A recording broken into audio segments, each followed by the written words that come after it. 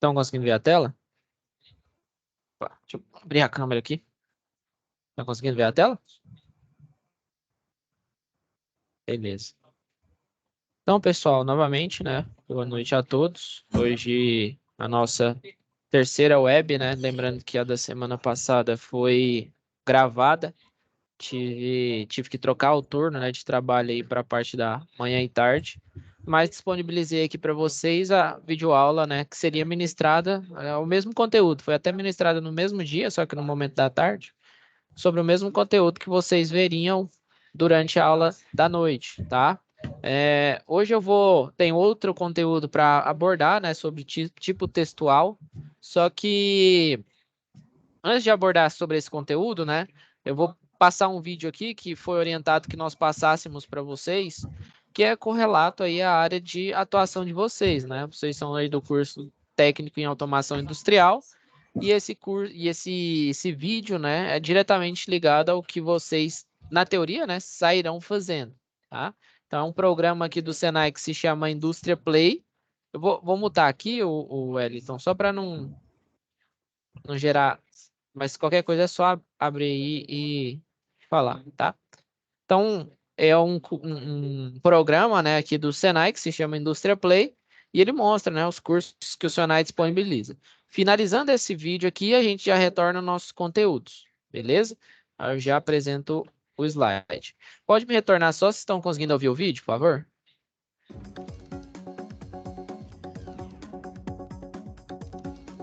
Estão conseguindo, pessoal?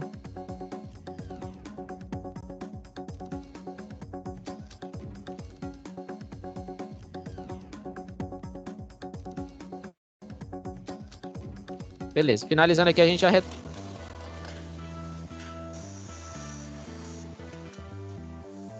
Quando pensamos no futuro da indústria, geralmente nos vem à mente a imagem de máquinas e de robôs substituindo o trabalho do homem. No caso da indústria automotiva, por exemplo, isso já é realidade. O crescimento meteórico do consumo e a criação das linhas de montagem deram origem à automação industrial, que hoje é realidade ao redor do mundo. Sem os robôs e sistemas inteligentes que alavancam a produção industrial, cada um desses carros demoraria no mínimo 3 vezes mais para serem fabricados. As indústrias estão em constante evolução, adotando cada vez mais processos automatizados de fabricação. Com esses sistemas, a produtividade aumenta, os custos tendem a cair e a qualidade se torna cada vez mais consistente. E no meio de toda essa engrenagem, o trabalho do homem continua sendo fundamental. Os tecnólogos em automação industrial são profissionais extremamente capacitados, que constroem, controlam e aprimoram essas máquinas. O tecnólogo em automação industrial é uma peça-chave em uma linha de produção automatizada como essa. Esse profissional de graduação superior já se insere no mercado de trabalho rapidamente. Desenvolvem produtos de eletrônica, instrumentação, controle e supervisão de processos industriais, além de executarem projetos de máquinas inteligentes e componentes robotizados, cuidando também da instalação, do monitoramento e da manutenção desses sistemas. Ou seja, o tecnólogo em automação industrial deixa a instituição de ensino pronto para colocar a mão na massa. O Brasil é líder latino-americano na produção de robôs industriais, sistemas de longa vida útil com funções cada vez mais avançadas. Não é à toa que a demanda por tecnólogos em automação industrial segue crescendo. Uma fábrica dessas, sem uma automação e o conceito da automação aplicada e ela aplicada na prática, ela não teríamos condições de operar nesse tamanho, nessa complexidade e com o envolvimento do grupo de pessoas que nós temos. Mário, vendo essa indústria desse tamanho, enorme, eu imagino que tem milhões de processos acontecendo aqui ao mesmo tempo. Qual é a sua visão da automação industrial? Que é um processo completamente automatizado na mão de operadores numa célula de controle, que é a nossa sala de controle. Poucas pessoas interagindo na área, não estão expostas a risco, né? E a automação te gerando os números, o controle e, com isso, uma produtividade excelente que a gente, com certeza, vai atingir em pouco tempo. Nossa! Sempre foi o meu sonho fazer uma pós. Para mim é essencial estar aprendendo o tempo todo e Tá parecendo a NASA isso aqui. Se tu te remete a um tempo passado, o operador tinha que estar na área e, como são muitos equipamentos e muitos processos, tu não tinha isso full time, né, ou online como é hoje. Hoje tu tem cada processo, cada etapa do processo, desde o início até o fim, monitorado. E o que está acontecendo em cada painel desse aqui que a gente está vendo? Cada painel tem a sua equipe que está controlando uma parte do processo. E bota processo nisso. Tudo começa na plantação do eucalipto, que chega no pátio da empresa como toras. Depois, elas são tratadas e picadas para que a fibra da celulose seja extraída. A produtividade e a qualidade dessa produtividade, ela é extremamente controlada, né? Por quê? Porque a automação está fazendo esse link entre a instrumentação, a mecânica, a elétrica, todos os contextos de especialidades, elas estão sendo monitoradas e controladas pela automação. Resumindo, a automação está no controle de tudo. Na velocidade das bombas, fluxo da fibra, temperatura, espessura de folha e um monte de processos. Então lá a gente praticamente não vai ver ninguém trabalhando, só máquina. Só a máquina, exatamente. A máquina realizando o seu trabalho e as pessoas estão trabalhando aonde? Na sala de controle. Lá naquela sala de controle. Exatamente.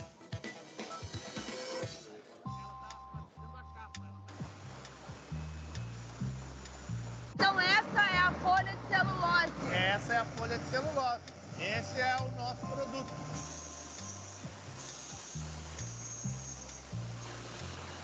Daí para frente, o produto é embalado e colocado em fardos, ou seja, está pronto para sair da fábrica.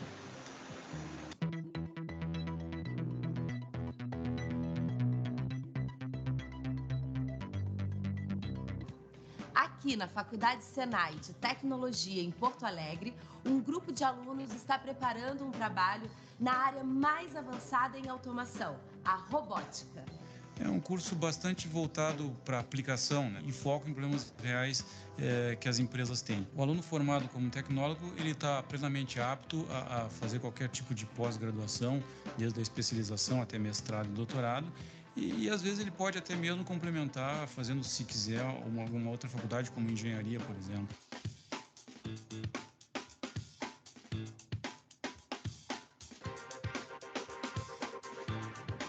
Eu escolhi a automação industrial porque ela abrange a área da eletrônica, da mecânica, da informática, tudo numa coisa só. Cada peça vai ser solicitada por um botão. Show de bola, tá embarcado já o programa aqui. Com a idade que eu tô, eu já ia ter uma profissão mais cedo, para depois correr atrás de uma engenharia, de um mestrado, alguma coisa assim. Então acho que foi questão assim do tempo que eu ia levar para terminar o curso.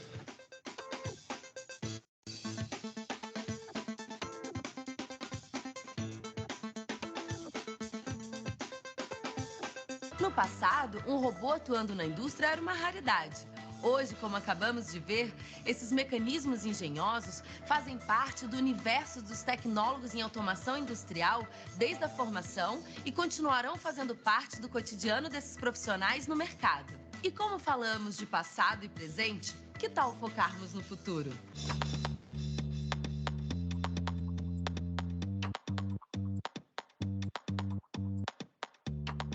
Além de facilitarem as operações das indústrias, as tecnologias de automação também geram sistemas mais eficientes e inteligentes para o nosso dia a dia, como é o caso da medição de energia. Hoje podemos contar com medidores individuais em nossas casas, que registram o consumo com precisão. Agora, o foco é o futuro da automação industrial. Então, nós vamos conhecer profissionais da empresa Elster, especializada em tecnologias automatizadas de medição. O Stênio é um deles. A sua história como tecnólogo em automação industrial começou cedo. Stênio, eu queria saber que caminhos que te levaram para escolher trabalhar com automação industrial? Já lá na infância, nasce aquela curiosidade, aquela vontade de querer saber como as coisas funcionam, de querer desmontar as coisas do pai, Sim. querer usar ferramenta. Estragou muito radinho. Muito radinho, e quando montava sempre sobrava uma peça, eu não sabia o que era. Então, acho que isso foi o principal direcionador assim, para essa escolha. E como é que foi até chegar aqui? Eu comecei como técnico de automação industrial. Então, comecei minha carreira nas empresas do ramo automotivo, grandes empresas, e trabalhei nessa época muito com a parte de metal mecânico. Só que a automação industrial ela te habilita também para trabalhar com a elétrica e eletrônica. E a Elster me trouxe esse desafio de trabalhar, desenvolver uma outra parte que eu havia estudado e que eu não havia desenvolvido muito bem. Gestão, suporte, desenvolvimento, são diversas as áreas de trabalho dentro da empresa. Conforme nós falamos lá na engenharia de produto, aquele produto que é desenvolvido lá, ele sai da engenharia de produto e ele vem para engenharia de processo para produção. Então, quer dizer que automação não é só processos com robôs? Não, Flávia. Muitas vezes as pessoas associam a automação a melhorar um processo de movimentação.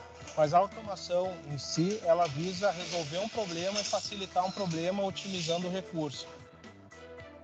Hoje nós conhecemos uma profissão que tem uma relação firme e direta com o nosso futuro, com o futuro da indústria e da economia global. Os tecnólogos em automação industrial ainda vão desenvolver tecnologias que agora parecem impensáveis, como os robôs já foram um dia. Eu espero que vocês tenham aproveitado a nossa incursão por esse universo tão promissor. Um beijo, até o próximo programa. Tchau!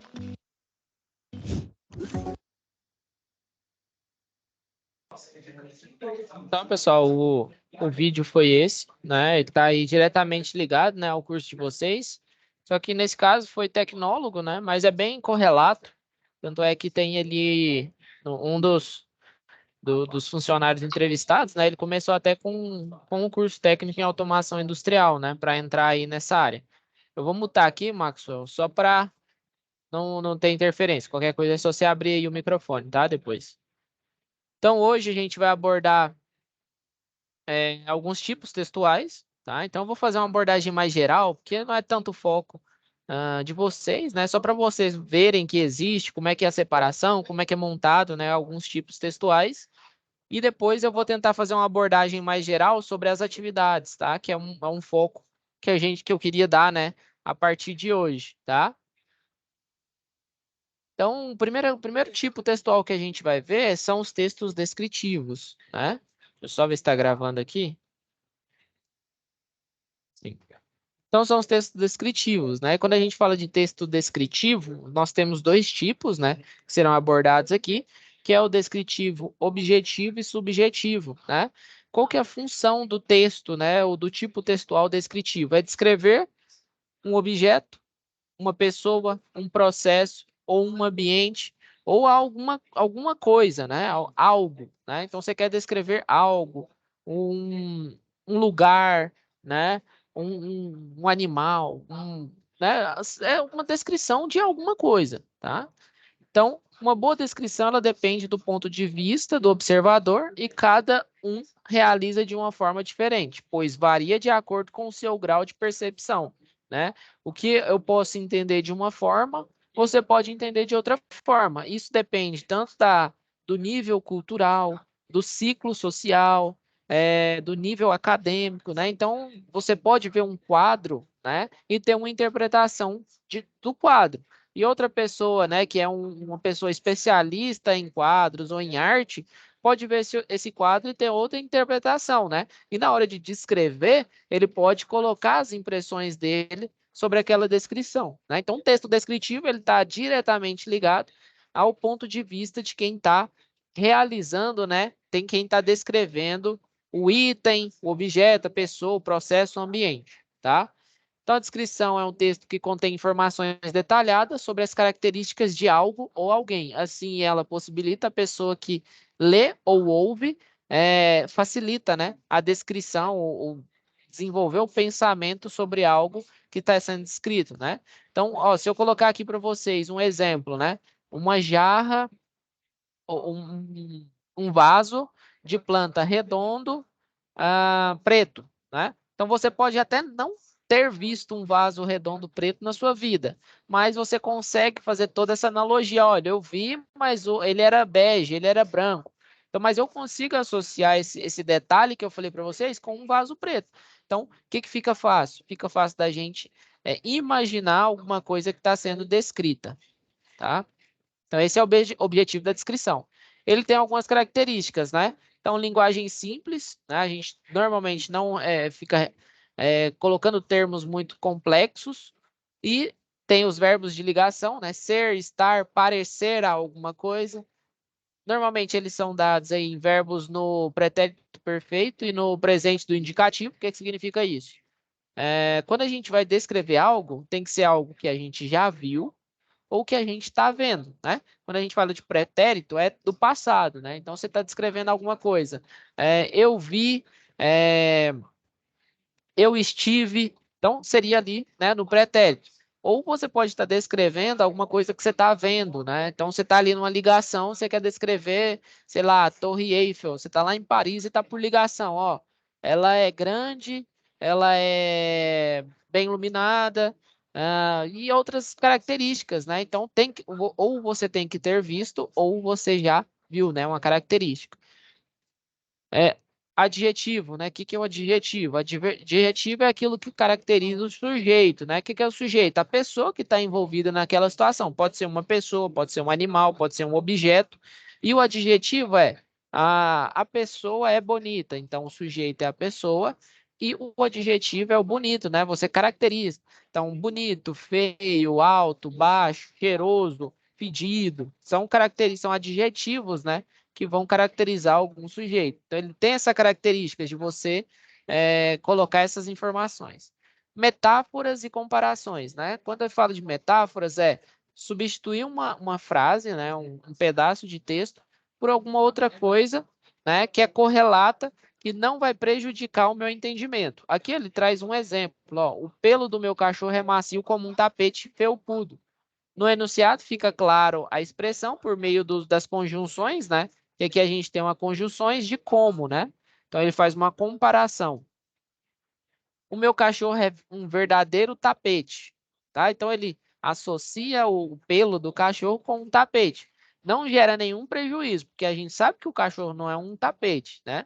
Mas a gente consegue entender que ele está se referindo ao pelo do cachorro. Então, esse é uma metáfora, né? Associar algo que você já tem o costume de ouvir, né? A outra coisa, tá? Então, isso é uma característica de metáfora, tá? Lembrando para vocês, né? O que eu falei? Existem dois tipos, né? Principais de descrição. Temos a descrição objetiva e temos a subjetiva, né? Qual que é a diferença da objetiva e subjetiva? Objetiva é o que você realmente está vendo. Você não vai dar sua opinião pessoal, você só vai descrever aquilo que você vê. E subjetiva não, né? Já é tá inerente a uma opinião do autor. Às vezes você tem também alguns jogos de palavra, né? Que está ligado diretamente a algumas metáforas, tá? Então tem essas duas características importantes quando a gente fala de texto. Aqui ele mostra, né?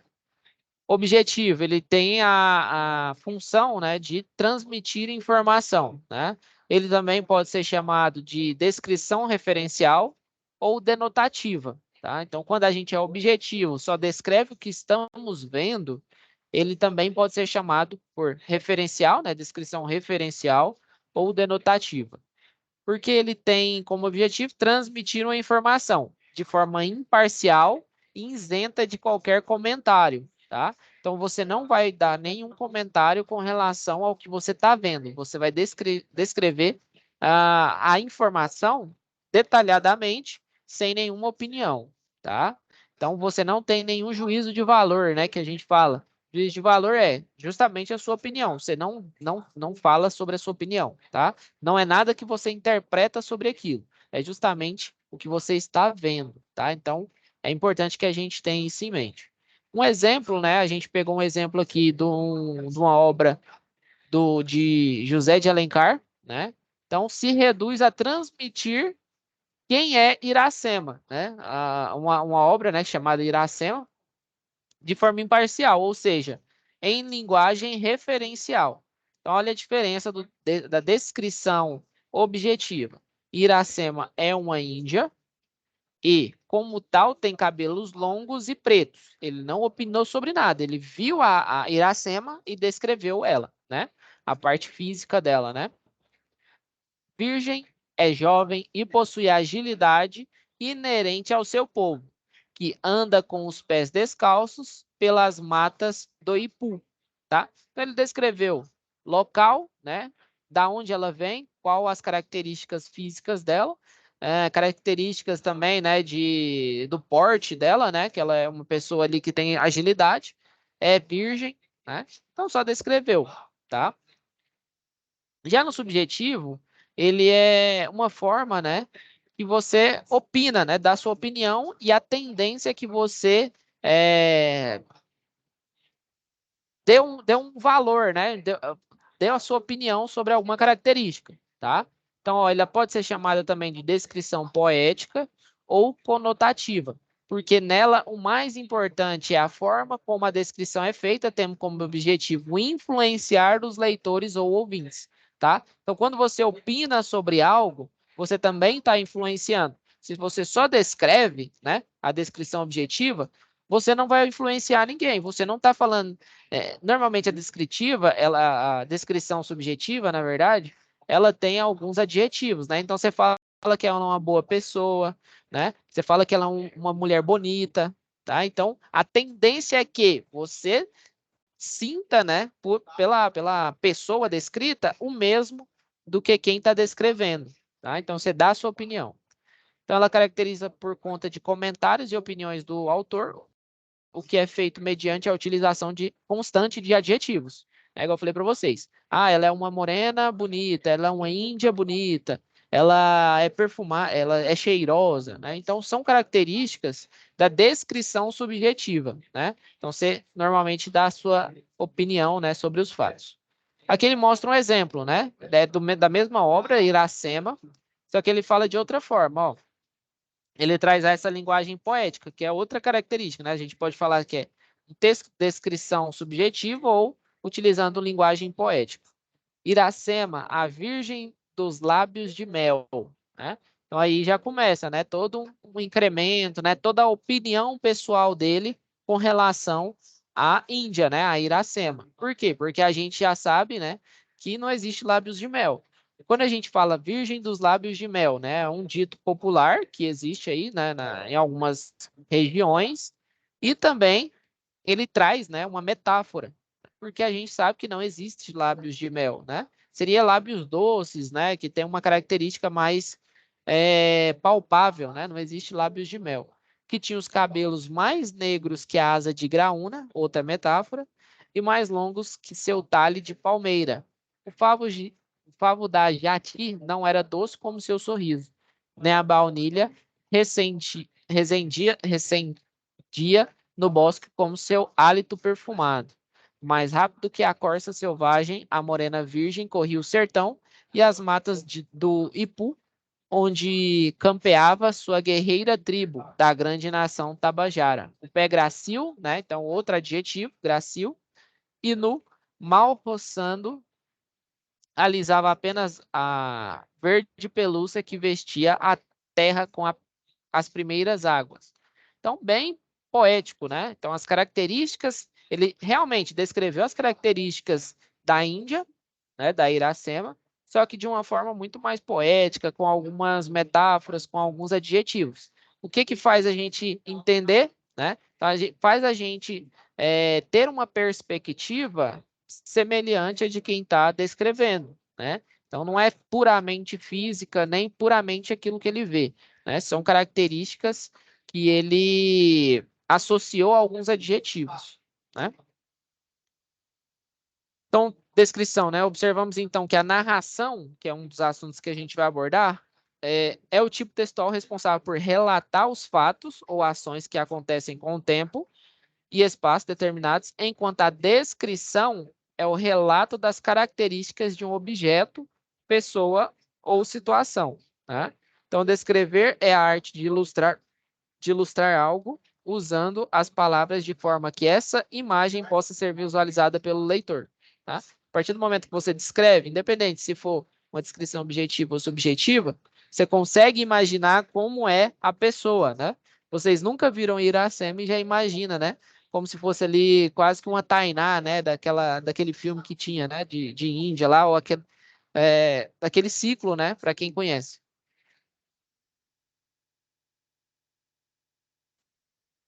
Então, para a gente fazer uma boa descrição, né, uma redação descritiva, a gente tem que seguir alguns roteiros. E os roteiros, eles dependem diretamente do que a gente está querendo descrever. É uma pessoa? É um local? É uma circunstância? Então, a gente tem que saber o que a gente vai descrever para depois, né, conseguir fazer uma descrição, uma boa descrição. Então, se a gente quer descrever um objeto, o que a gente tem que fazer? Qual que é as perguntas que a gente tem que responder na nossa descrição? Nome, como ele é, a forma, dimensão, peso, cor, para que é utilizado, como funciona. Né?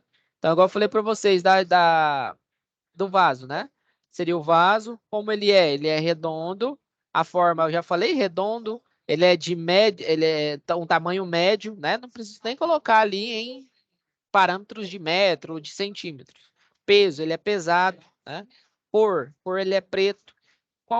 Para que é utilizado? Para colocar planta. Como que ele funciona? Então, você enche ali de terra, esterco, e coloca uma planta dentro. Pronto. Não precisa de mais nada para descrever um objeto. Tá? E essa descrição que eu fiz é uma descrição objetiva. Eu poderia criar uma metáfora toda para descrever um vaso? Poderia. Só que seria descrição subjetiva. Tá? Então, a gente consegue fazer essa diferença. Podemos descrever um lugar, né? Então, você tem que se perguntar nome, como ele é, aspectos físicos, é um ambiente fechado ou aberto, por tipo da mobília, não, mobília antiga, uma mobília mais tecnológica, é um ambiente aberto, tipo de vegetação, qual que é o clima, onde está localizado, o que as pessoas fazem nesse lugar, né? Então, tem essas características que são cruciais para você conseguir descrever um lugar, né? Descrever um acontecimento. Então, o que aconteceu, quando aconteceu, onde aconteceu e quem estava presente, né? Isso acontece bastante, né? Essa característica de descrição é em relatórios de acidente, quando a gente vai estudar segurança em eletricidade, a gente fala bastante sobre relatórios, né? PTs, né? Que é permissão de trabalho, APR, que a gente tem que prever possíveis problemas, tá? E depois que os problemas ocorrem, a gente tem que identificar por que eles ocorreram, né? Então, a gente tem tanto essa parte de acontecimento, por que aconteceu um acidente, o que a pessoa estava executando, quando que ela estava executando essa atividade, onde que era, qual a área da indústria que era, e quem estava presente. E também tem uma correlação com cena, né? Então, você tem que descrever o local do acidente, as pessoas ou objetos que estavam presentes na hora do fato, como as pessoas e objetos são, comportamento das pessoas para que ocorresse, né, aquele problema, tá? É importante a gente ter em mente como é que a gente monta um texto descritivo. Então, normalmente, como é que a gente organiza, né, a ideia de um texto descritivo? Ele tem a parte introdutória, né, informa que será descrito uma máquina, um evento, uma pessoa, uma circunstância, uma situação. O desenvolvimento, ele descreve com detalhes, né, o que você está representando. Vamos supor que é uma máquina. No desenvolvimento, você tem que colocar todos os itens, né, da máquina. Na conclusão, faça um apanhado geral do que descreveu, salientando as características mais marcantes.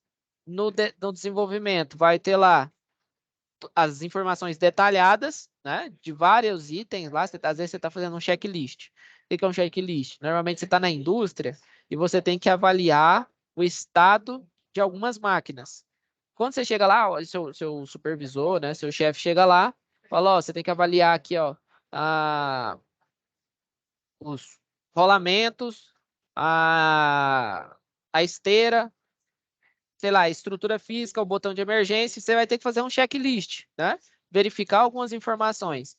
Então, tem informações que não são tão relevantes, né? Elas são importantes, né? Às vezes é um arranhado na pintura. É uma informação que é bom detalhar, mas quando você chegar lá na conclusão, uma falta de uma proteção de, de parte móvel de uma máquina é muito mais importante, né? Então, você já vem ali trazendo essa conclusão, né? Esse detalhamento mais preciso, né? Quando você vai fazer leitura de artigo, né? Que é uma parte que a gente vai chegar, o que acontece?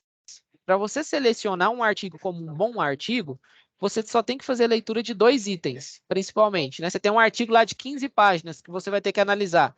Primeira coisa que você faz, lê o resumo, que é a parte inicial, antes da introdução. Todo artigo tem um resumo. E lê a conclusão. Então, você sabe o que ele quis fazer e sabe aonde ele chegou, tá? Aí você evita ter que ficar lendo 15 páginas de um artigo que não faz tanto sentido para você. E eu vou ensinar vocês, né, ao longo dessa unidade curricular, como é que vocês leem artigo, como é que vocês pesquisam artigo, né? Então, tem várias informações que a gente ainda vai ver nessa unidade curricular, tá? Beleza, então a gente já viu os textos descritivos, vamos ver a narração. Então, narração é um relato centrado no acontecimento. Nele há personagens, um personagem ou mais personagens, atuando um narrador que nos conta a ação, né? Então, a narração ou texto narrativo é o relato feito por alguém de algo, de uma sequência de acontecimentos, né? Então, normalmente, ele tem uma ordem cronológica, tá?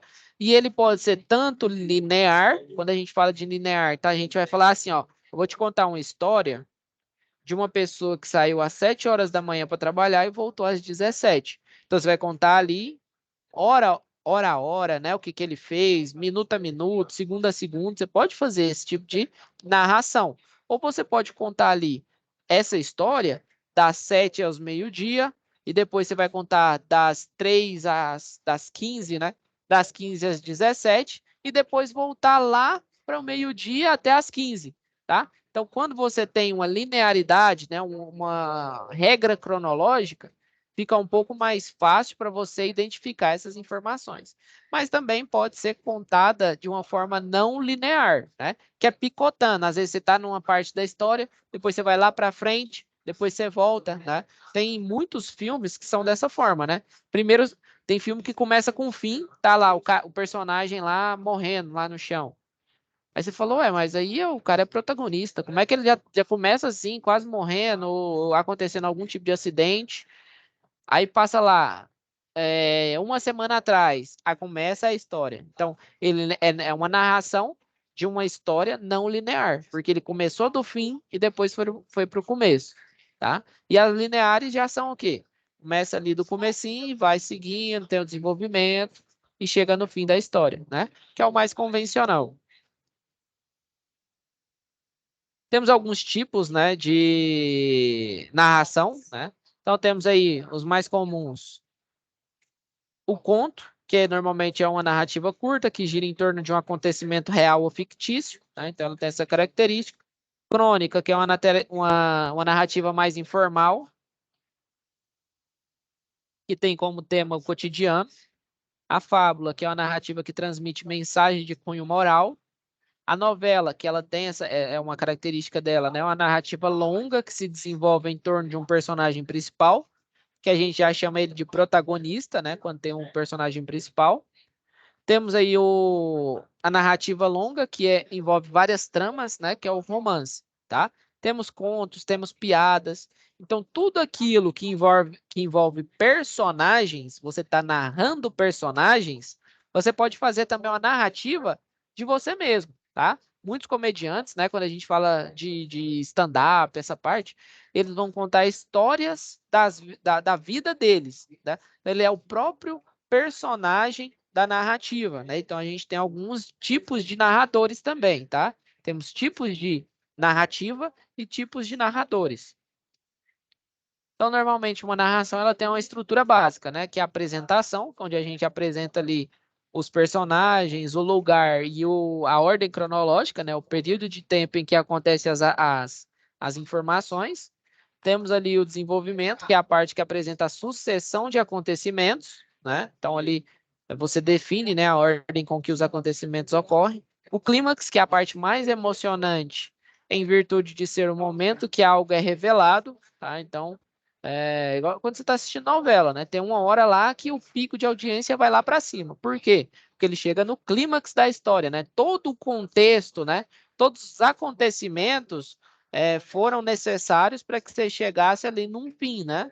E isso é o que a gente chama de clímax, é a parte mais importante, né? De toda a história.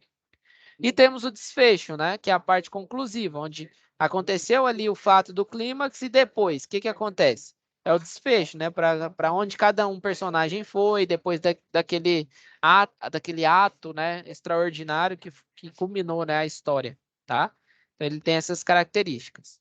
Temos os elementos da narrativa, né? Então, tem os personagens e a gente consegue identificar, né? Quem tá narrando, ele tá dentro da história, ele é o personagem principal, ele é coadjuvante, né? Ele é o protagonista, que é o personagem principal, ele é o coadjuvante, que é um personagem secundário, que tá dentro da história, né?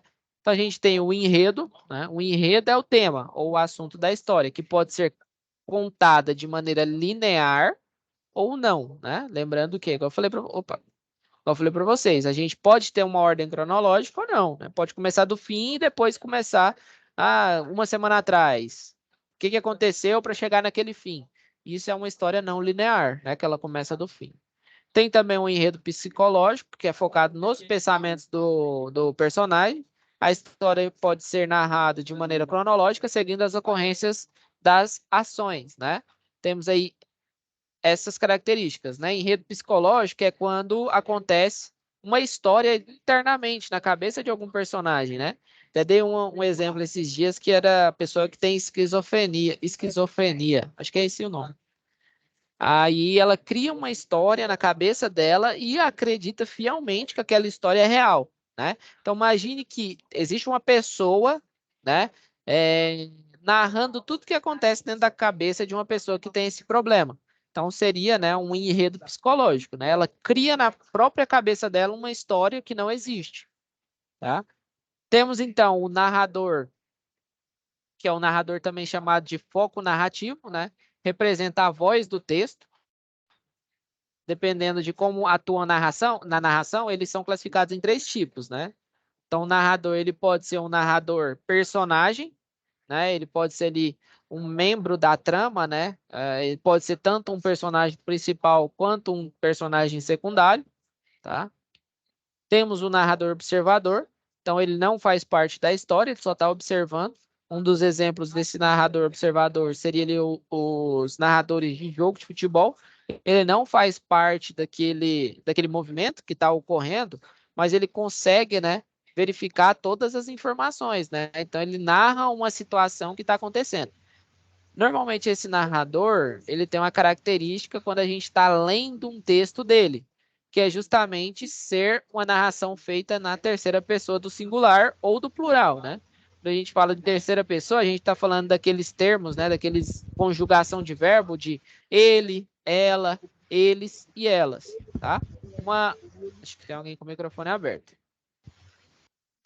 Fechar aqui, Adriano. Qualquer coisa você reabre aí. O que é primeira, segunda e terceira pessoa, né, professor? Já que você está ensinando aí, me relembra aí o que são esses termos.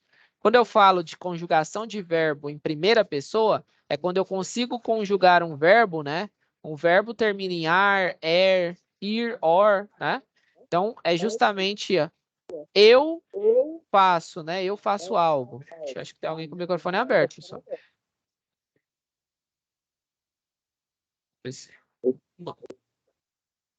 Quer falar alguma coisa, Adriano? Acho que você está com o microfone aberto aí. Pode. Se você quiser falar alguma coisa,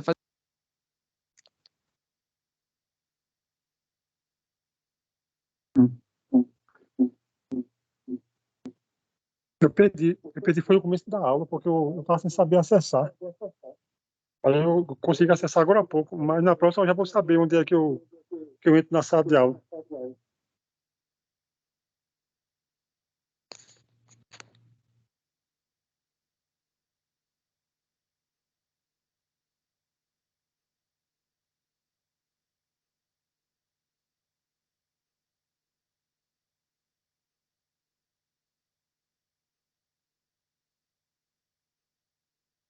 Uai, eu fechei meu microfone. Meu microfone tava fechado não, né, pessoal? Acabei de fechar ele, foi? Pessoal, tá todo mundo aí? Tô ouvindo. O senhor tinha fechado mesmo. Eu fechei por agora, né? Foi. Ah, tá. Não, beleza. Aí eu tava falando para você, eu vou finalizando essa aula aqui, aí daqui 5 minutinhos ela já está disponível na plataforma. Aí você assiste o comecinho dela lá para não precisar falar novamente, para o pessoal não ficar prejudicado, tá bom? Ok. Beleza. Então vou voltar aqui, pessoal, conteúdo aqui. Então temos aí o narrador observador, né, que é aquele que conta uma história e normalmente ele está na terceira pessoa.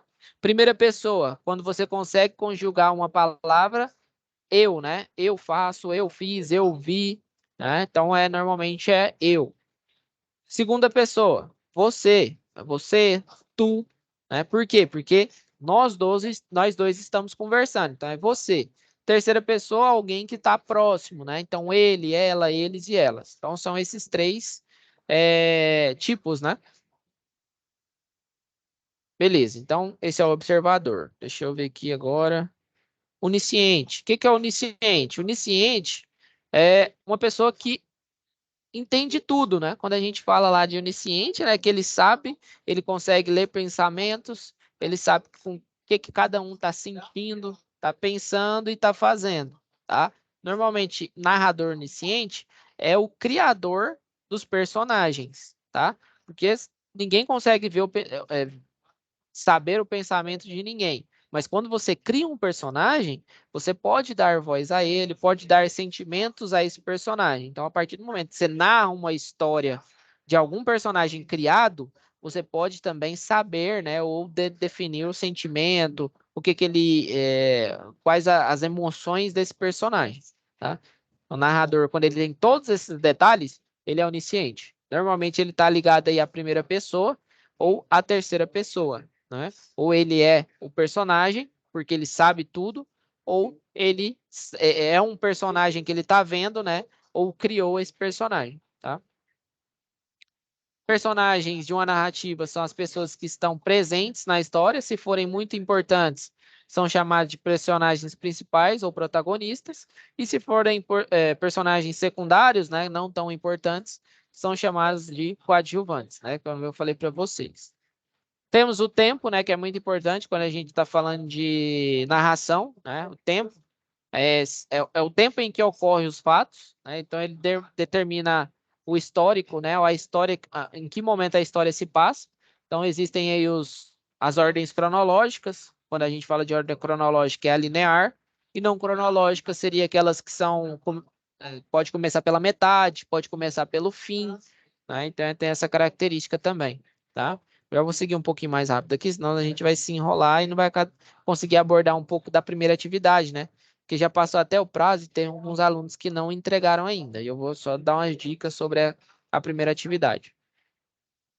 Espaço. O espaço da narrativa é o local onde ela desenvolve, né? Então pode ser um local físico, né? Ou psicológico. Lembrando que local físico pode ser espaços fechados, né? Quarto, casa, hospital ou locais abertos, né? Independente de onde seja, você está narrando uma situação. O local, eu falei do narrador de futebol, né? O local que ele está narrando é um estádio, né? Então é bem tranquilo entender esse contexto, né? Do que é um espaço na narrativa, é onde ocorre a situação.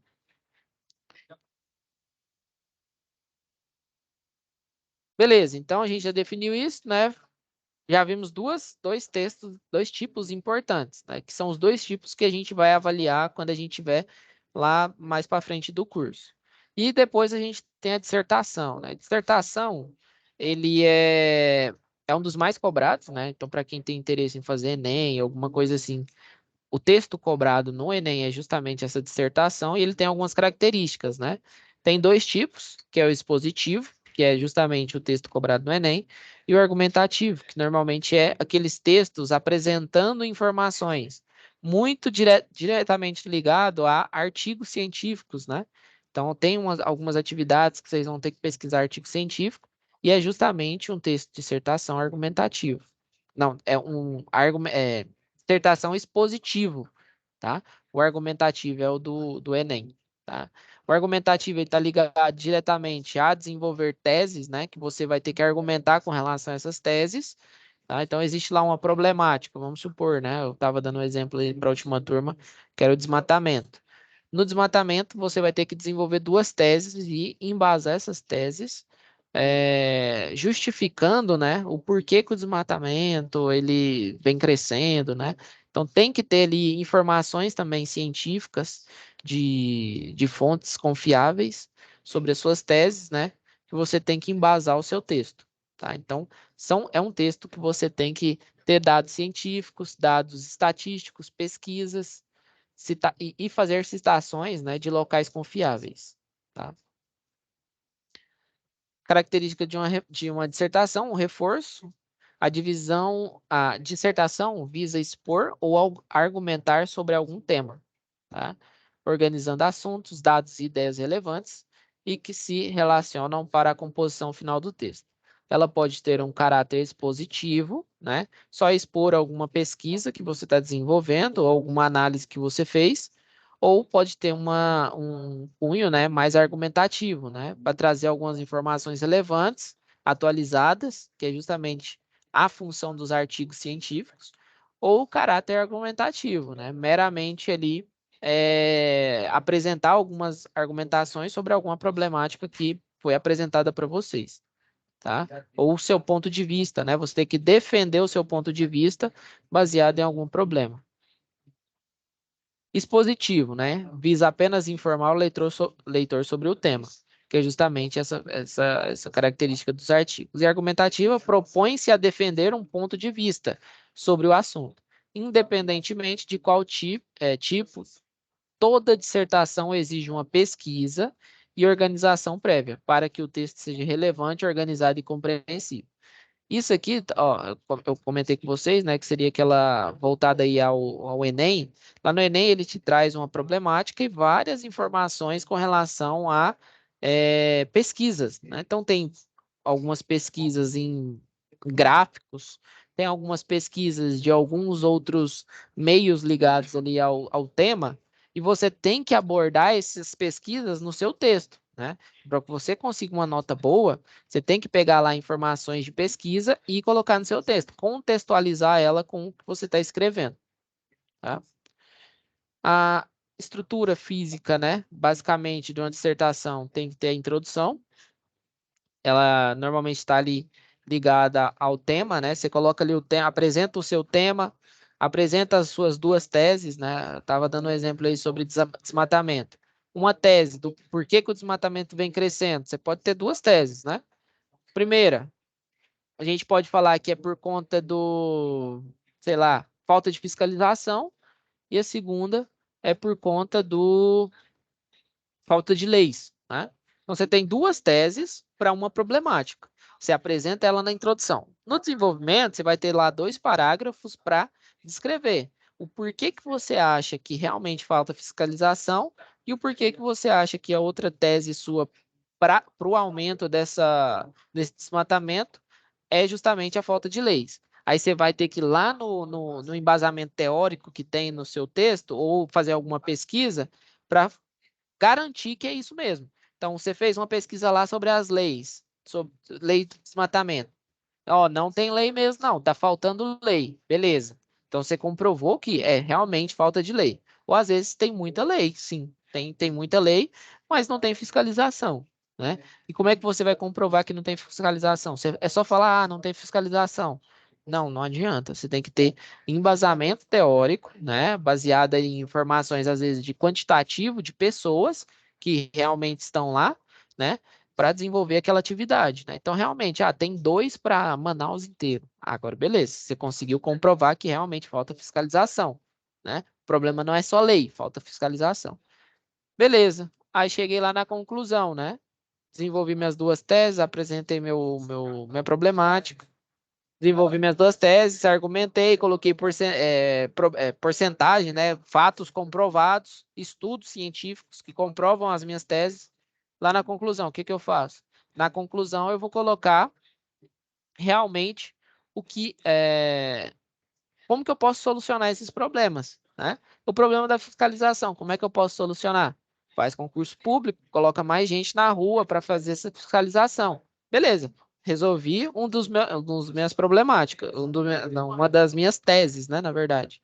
E a segunda, cria mais lei, né? Realmente está faltando lei? Então cria mais lei, tem que fazer ali o judiciário, né, trabalhar mais, prestar atenção sobre aqueles assuntos que você relacionou. Isso baseado em dados científicos, tá? Então, é assim que funciona a dissertação. Aqui ele fala, né, justamente isso que eu falei para vocês, ó, introdução, quem quiser depois na videoaula pode pausar aqui o texto, tá? E o desenvolvimento, né, você apresenta ali as informações da sua tese, citações de referências, né? Às vezes você está falando lá de que tem pouca fiscalização, né? E você está pesquisando a quantidade de fiscais, né, para fiscalizar esse esquema. Aí você vai lá no ministério, ou você vai em algum site que mostra quantos servidores estão trabalhando naquela área. Então você tem ali um embasamento teórico, você tem certeza daquelas informações que você está passando, tá? Aqui ele mostra, né, as diferenças de tema e tese. Então, o tema é o assunto em si, que você vai abordar, e a tese seriam os motivos pelo qual esse tema tá em evidência, né? Ele mostra também. Um outro tipo de texto é o de argumentação, né? Que é justamente para conseguir fazer esse convencimento de terceiros, né? Então, você apresenta uma tese que vai convencer alguém de algo, né? Então, não confunda argumentação e dissertação, né? Então, a dissertação tem os textos, né? Dissertação argumentativa, mas eles têm outra característica. No texto dissertativo, tentamos falar sobre o que conhecemos acerca de um determinado tema. Na argumentação, não buscamos somente a exposição do assunto ou sua finalidade, mas também formar a opinião. Dissertação não, você vai descrever, às vezes você dá uma opinião, mas a intenção não é mudar a opinião de alguém, e na argumentação não, já tem essa característica de convencimento, né, de persuasão. Basicamente isso, tá? A nossa aula. Ficou alguma dúvida com relação a esse conteúdo aqui, pessoal?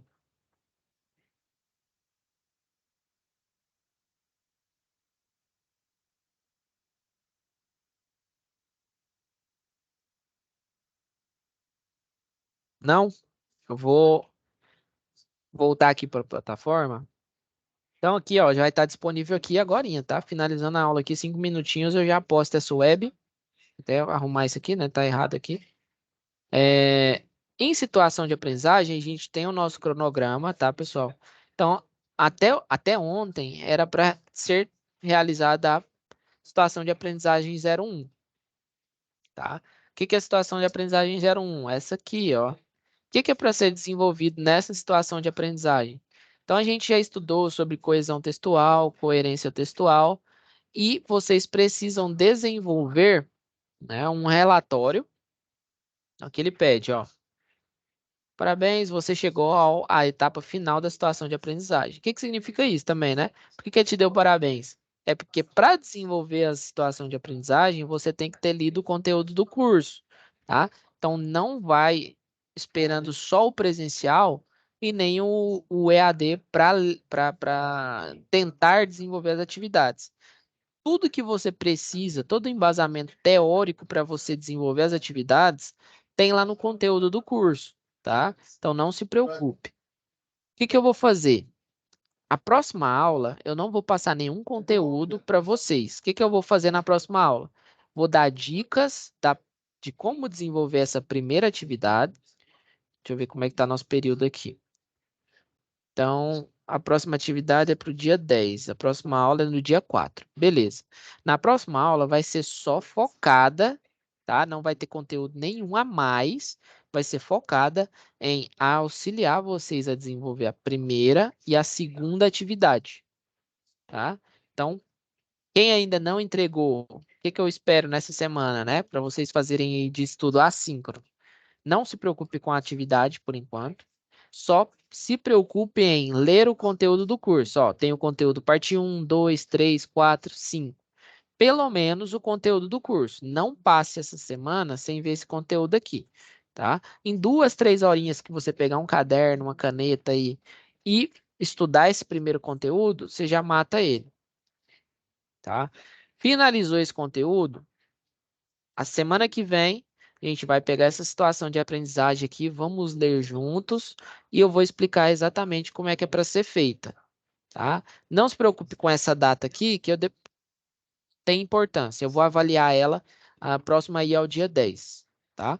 Então, eu vou auxiliar vocês, vou ler junto com vocês. Se ficar alguma dúvida com relação a essas atividades, a gente já sana essas dúvidas na próxima aula, tá? Eu só não vou me alongar nessa aula aqui, porque eu tenho que entrar ali numa outra aula, beleza? Então, não se preocupe com a atividade. Só leia o conteúdo do curso, tá? E quem entregou, não tem problema, tá? Pode ficar tranquilo, eu vou avaliar. Se tiver alguma observação, eu boto lá eu coloco lá no feedback da atividade, né, com a sua nota. E se você precisar fazer alguma alteração, não tem problema. Você pode fazer alteração, não vai ter decréscimo de nota, não. Beleza? Então, pessoal, o conteúdo era esse, tá? Qualquer dúvida, pode mandar aqui mensagem no chat, não fica com vergonha, se não conseguir enviar. A primeira unidade curricular ela é um pouco mais complexa, até vocês pegarem as manhas, né, de como é que funciona a plataforma, como é que faz os envios, né? Teve até um aluno que perguntou se tinha chegado uma atividade, eu mandei para ele, ó, não chegou não, mas se você quiser se você quiser entrar na web aula de hoje e eu te mostro como é que faz o envio, estamos aí à disposição, tá? O Maxwell saiu. Então, pessoal, o conteúdo é esse, né? Eu espero que essa semana aí vocês já comecem a ler o conteúdo, né? Para quem já leu, meus parabéns, né? E na próxima semana a gente foca nessas atividades porque é o que é avaliativo, né? Eu estou passando aqui alguns conteúdos. Eu sou da engenharia, né, pessoal? Eu sou do técnico da engenharia, também fiz técnico e fiz engenharia.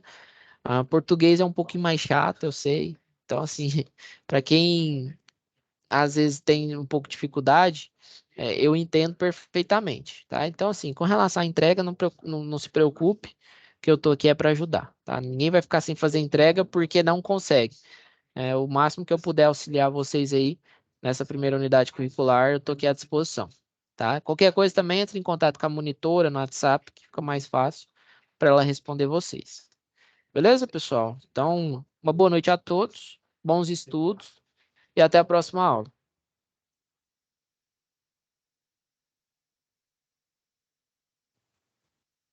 Boa noite. Boa noite, até mais.